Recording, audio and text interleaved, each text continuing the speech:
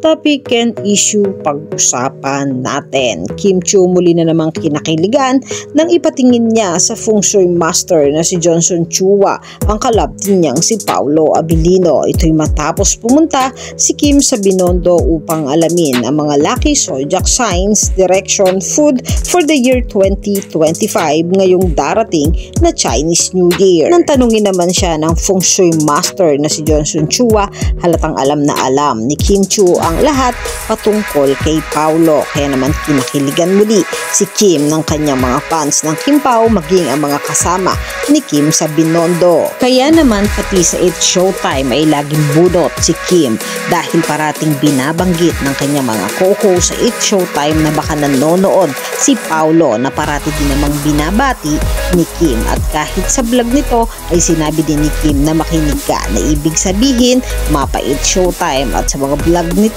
ay parating nakasubaybay sa kanya si Paolo. Samantalang sa kabi-kabilangang endorsement ng Kim Pao, pareho naman sina Kim at Paolo na iniendorso ang sasakyan ng Hyundai Motors Philippines na kung saan nga ay isa sa kinahiligan ni Kim at Paolo ang sasakyan. At isa din sa iniendorso ni Kim Chiu ay ang sister na kung saan nga sa lahat ng makakapag-avail ng worth 200 ng sister product ay bibigyan nila ng free pass movie sa movie ng Kim Pao na may Love Will Make You Disappear. Ipa 55 black screening pa ang sisters. Kaya naman sa comment ni Paolo, sinabi nito na gusto na rin niyang bumili ng sisters. Kaya kinaliwan naman ng mga nakabasa ng comment ni Pao. Kayo mga katambala, ano ang masasabi nyo? Mag-comment lang sa comment section at pag-usapan natin.